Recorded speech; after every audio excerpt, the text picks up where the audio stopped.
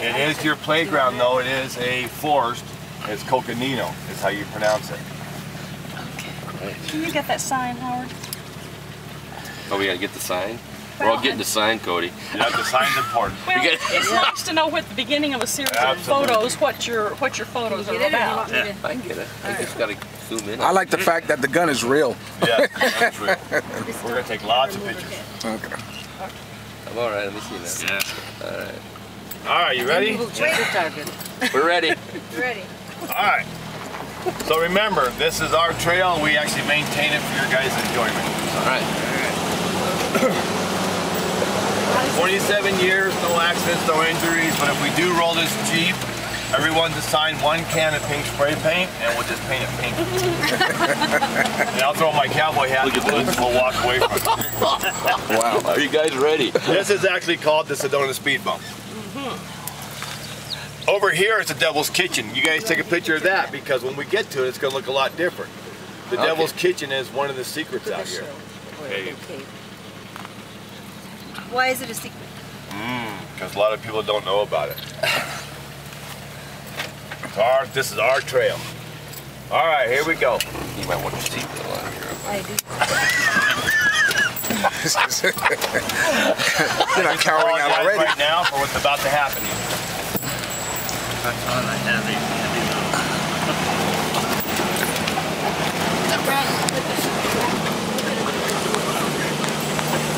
This trail is called Soldier's Pass because in the late 1800s, General George Crook and the Buffalo Soldiers came through here looking for some of the Apache Indians.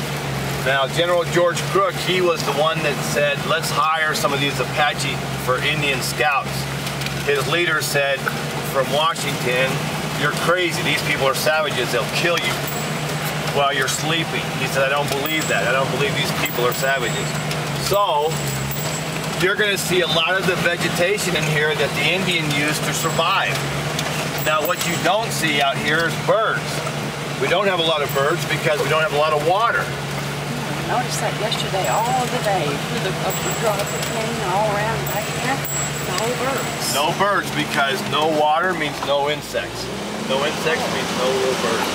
But we do have hawk, we do have ravens, we do have the owl, and the roadrunner.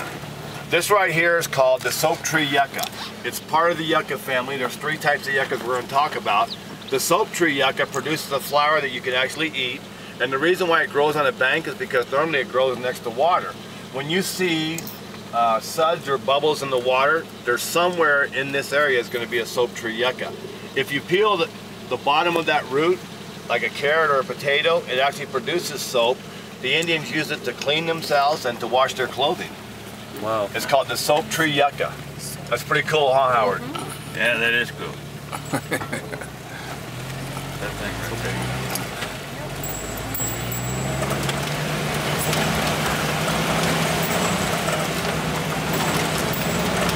So we do have black bear, mountain lion, the bobcat, and the mule deer, and a white-tailed deer called the Coues deer. But I wouldn't be putting in to hunt this area because there's not a lot of water. So there's not very often you're going to see. Now we have seen mule deer in the area because of the recent rain. Some of this area will pool up and keep water for a little longer than they actually come back to the water. And animals like that, they're actually... Good thing you don't get seasick. They're actually creatures of habit, so they know where the water is, they can smell it, and they'll come back to it. So now we're starting to see some mule deer.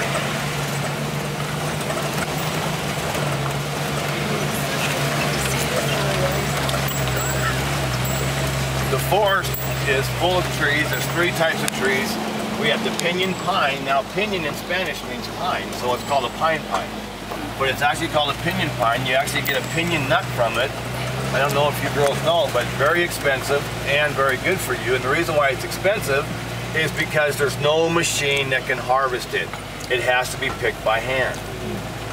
And then we have the scrub oak, or what we call the holly oak. And it's this particular plant right here. It actually grows a little acorn. And so the deers love that. You can actually eat that itself. So we have the shaggy bark juniper that actually produces a juniper berry which is used to flavor gin. Sometimes you hear people say, this gin tastes like a juniper.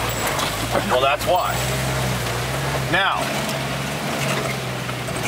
we only have 3 species of cacti, and the reason being is because we get snow here. It freezes. So you don't see the big saguaro, and you won't see the barrel cactus, or you won't see the teddy bear cholla. The teddy bear cholla is what they call the jumping cactus. But what you will see is the agave, and the yuccas, and the prickly pear cactus. Now the prickly pear cactus is one of my favorite because jellies, jams, sweeteners, and prickly pear margaritas. Okay. And now you're talking. There we go. We have a stop somewhere along the line. Absolutely. So the prickly pear margaritas are really good. I mean, just kind of picture it. You got your glass full of ice, a little bit of salt on top, and then a beautiful purple pink plant, which is called the tuna, is what makes the flavor.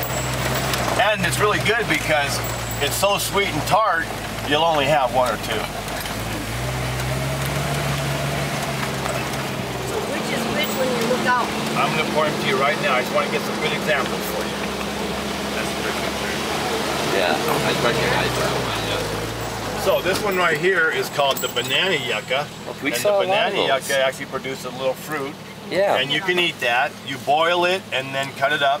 You got to be careful though. Eat a little bit at a time because kind of like cabbage. Cabbage will kind of turn your stomach a little bit, you know? But the reason that's so neat is because that particular plant, that cacti, will only produce once every 2 years. So you're here during a special We're seeing time. it producing, huh? Exactly. All right. The reason why it's called the banana yucca is because if you look at the leaves, they're kind of dry right now, but the leaves look like little bananas. Now the Indians would use that for food, but if you look at the actual leaf itself, see how the fiber's just kind of tearing off of it? Yep. They would use that for the bottom of their moccasins. I'll be tired. And the needle on top was actually pulled down, and a little bit of pine sap, you had a needle and thread. So they were very smart how to use this stuff. So that is called the soap tree yucca was the first one. This is called the broadleaf yucca or the banana yucca.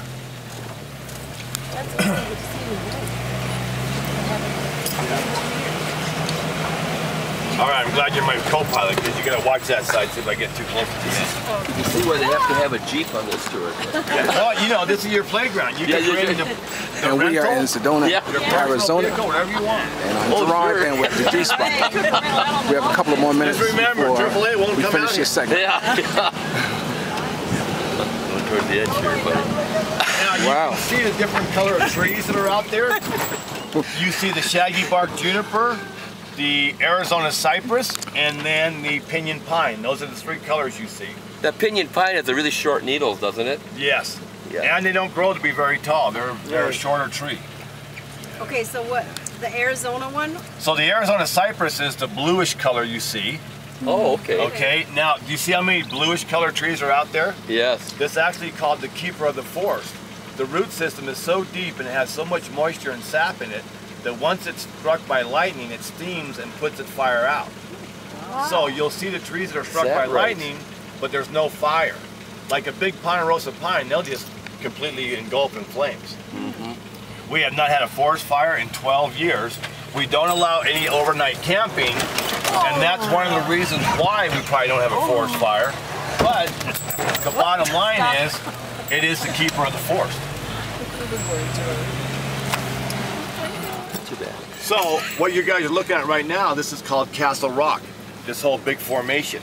Do you see in the middle of the rock, it actually looks like a big 10-foot wide line? Yes. It's called the Apache limestone. The limestone is how I can prove to you that this was underwater 7 times. We have sea life, fossils, and things like that.